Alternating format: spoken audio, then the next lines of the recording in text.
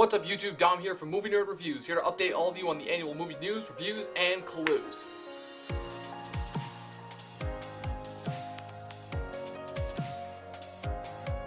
So Finding Dory came out this past weekend, and while I didn't review it due to my disinterest in most Pixar sequels, it did give me an idea for a top 10 list that I've always wanted to do, and that is a list of my favorite Pixar films. This animation studio that started out as an offshoot of Apple is now one of the powerhouses in animation that has become known for establishing animated films with fantastic characters and themes that relate to both young and old. So without further ado, here are my top 10 favorite Pixar films. Also, this will be my own personal subjective list, so if you don't agree with my picks, that's okay. Everyone is entitled to their own opinion.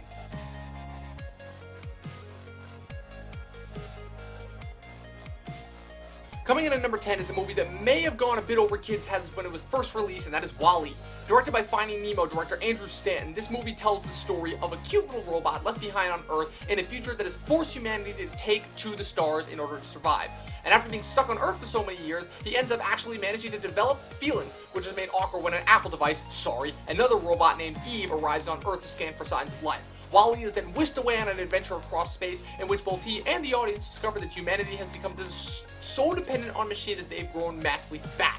While kids may have seen this movie as just a cute robot pursuing love, this movie also had a terrifying message for adults that still holds up today, and that how fast technology is progressing. It was a fantastic movie upon its release back in 2008, winning Pixar yet another Academy Award and another fun, adorable set of characters with an impressive message for both young and old alike, and that is my number 10 spot, Wally.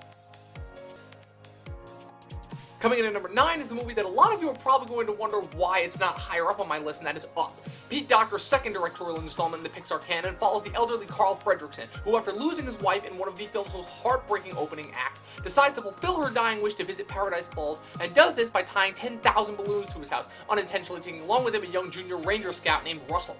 As I said before, this movie had one of the most heartbreaking first acts in film history, showing Carl's entire life with his wife Ellie and all the happiness and heartbreak that came with it before losing her to cancer, complete with a brilliant score composed by Michael Giacchino. However, the film does lose a little bit of its steam once the actual adventure begins, as it's filled to the brim with talking dogs, a really annoying giant bird, and an insane old explorer determined to catch said bird. It was a good movie, but one that a lot of people don't give a second thought to because of its amazing first act, and that is why it only makes my number 9 spot Up. Coming in at number 8 is a movie that speaks to me as a person more than anything else, and that is Ratatouille. The second Pixar effort by director Brad Bird sees a rat named Remy, who desperately wants to be a chef, separated from his family, and ends up in the streets of Paris, where he finds his way to his favorite restaurant, Gusteau's, where he ends up teaming up with young garbage boy Linguini in order to fulfill his dreams as a chef. This movie was yet another spectacular Pixar effort with an underlying message, and one that anyone at any age could relate to, and that's you never let anyone tell you that your dreams are too big or small, because if a rat can do what he wants, so can you. The voice cast alone, which included the likes of Patton Oswalt, Lou Romano, Janine Garofalo, Brad Garrett, Ian Holm, Brian Dennehy, and the late great Peter O'Toole was fantastic, and it's a shame that I like all of my other entries way more than it, which is why unfortunately Ratatouille only makes my number 8 spot.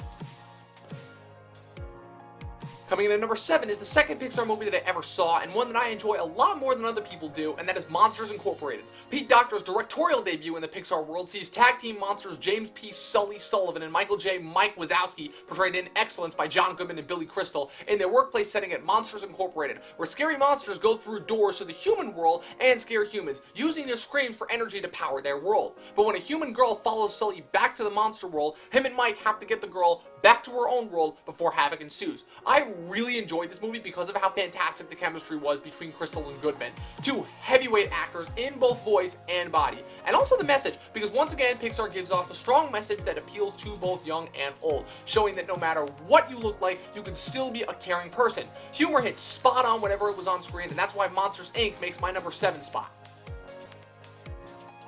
Coming in at number 6 is a movie that some may be surprised to find is so low on my list, and that is Finding Nemo. Andrew Stanton's directorial debut in the Pixar-verse sees clownfish Marlin, voiced by Albert Brooks, traveling far from his home in the Great Barrier Reef in search of his son Nemo, who's kidnapped by divers. With the help of the lovable, if not forgettable, Dory, voiced by the incredibly talented Ellen DeGeneres, Marlin embarks on an incredible journey to find his son, showing that a father's love for his son knows no bounds, even in an endless ocean. Another amazing Pixar installment that really saw them begin their journey to the Pixar we all know and love today, as well as just a powerful movie in general in terms of growing up. Finding Nemo makes it in at my number 6.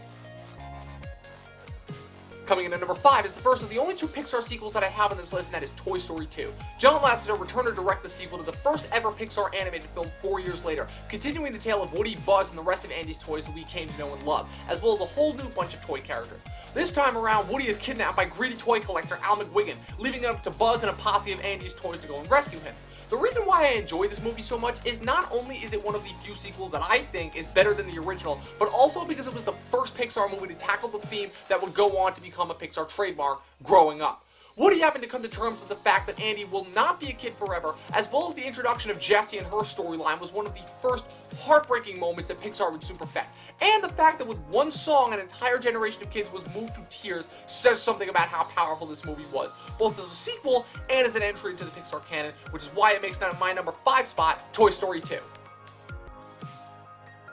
Coming in at number 4 is the most recent entry on this list, the one that had me almost in tears at 17 years of age last year, and that would be Inside Out. Pete Docter's third Pixar installment follows a young girl named Riley and the 5 emotions living inside of her head as they move from Chicago to LA. The way that Pixar was able to so brilliantly convey all of the different emotions in a way that both little kids and adults would understand, as well as turning the inside of a little girl's brain into a massive, sprawling, colorful landscape, with each part providing more laughs and tears. One of the best voice casts that Pixar could muster up, as Amy Poehler, Phyllis Smith, Louis Black, Mindy Kaling, and Bill Hader all performed their respective emotions to perfection. In addition to the fact that Richard Kine's performance as Bing Bong, which could have just been a throwaway part, turned out to be one of the most gut-wrenching moments both for Pixar and the movie world. Pete Docter managed to bring back all of the heartwarming emotions and incredible messages back for this fantastic 4th entry on my list, Inside Out.